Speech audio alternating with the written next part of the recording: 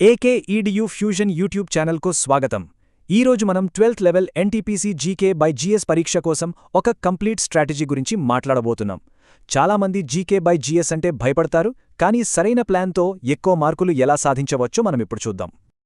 నేను మీ AI హోస్ట్ని. So ఈరోజు మన ఈ విశ్లేషణలో సిలబస్ చాలా పెద్దదిగా ఉందని కన్ఫ్యూజ్ అవ్వకుండా కేవలం కొన్ని ముఖ్యమైన టాపిక్స్ మీద ఫోకస్ పెట్టి గ్యారంటీగా మంచి మార్కులు ఎలా సంపాదించాలో ఒక క్లియర్ రోడ్ మ్యాప్ ఇవ్వబోతున్నాను. చూడండి, మన విశ్లేషణ వెనుకున్న మెయిన్ పాయింట్ ఇదే. మొత్తం 40 మార్కుల జీకే సిలబస్ చూసి భయపడక్కర్లేదు. జస్ట్ ఒక 30 ఇంపార్టెంట్ టాపిక్స్ మీద కాన్సంట్రేట్ చేసి 25 పైగా మార్కులు ఎలా తెచ్చుకోవచ్చో ఇప్పుడు తెలుసుకుందాం. ఇదే స్మార్ట్ వర్క్ అంటే, హార్డ్ వర్క్ కాదు.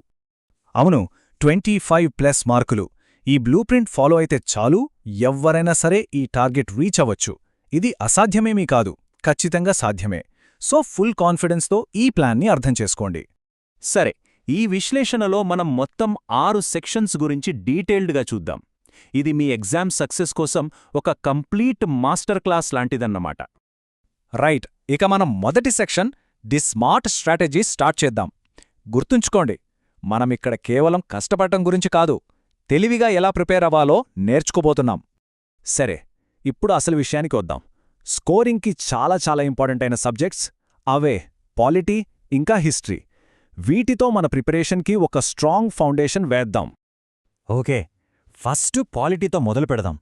ఇందులో మొత్తం సబ్జెక్ట్ చదవక్కర్లేదు. ఎగ్జామ్స్లో మళ్ళీ అడిగే ఆ 6 టాపిక్స్ ఏంటో చూద్దాం.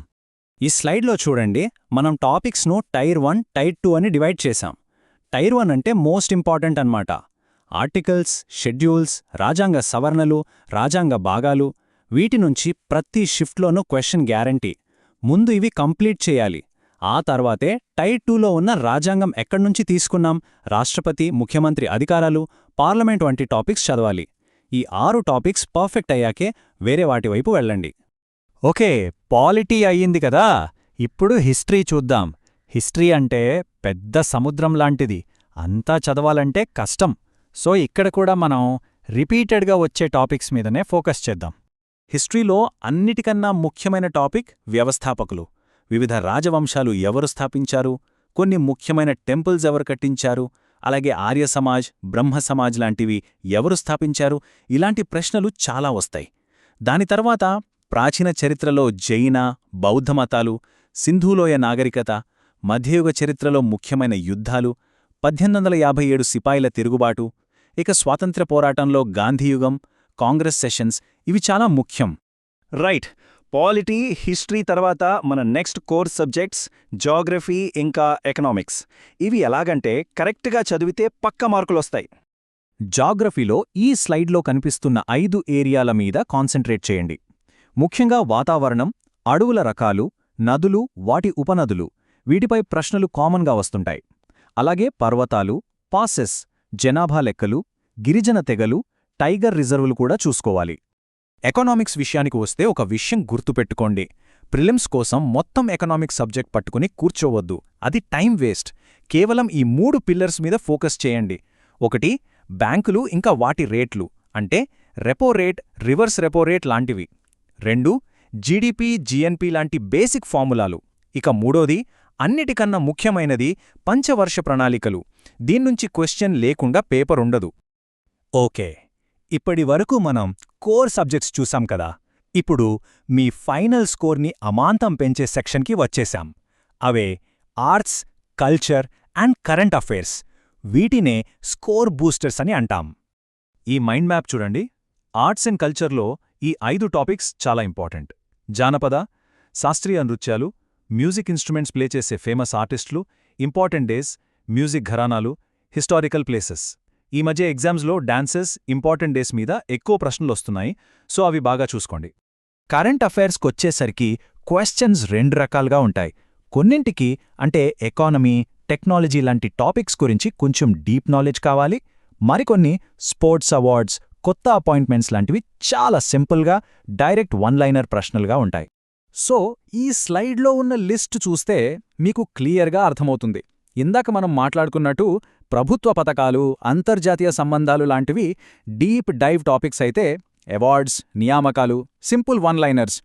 కరెంట్ అఫైర్స్ నుంచి ఒక 10 ప్రశ్నలొస్తే అందులో 6 నుంచి 7 కరెక్ట్ ఆన్సర్స్ చేయగలిగితే చాలు. అదే మన టార్గెట్.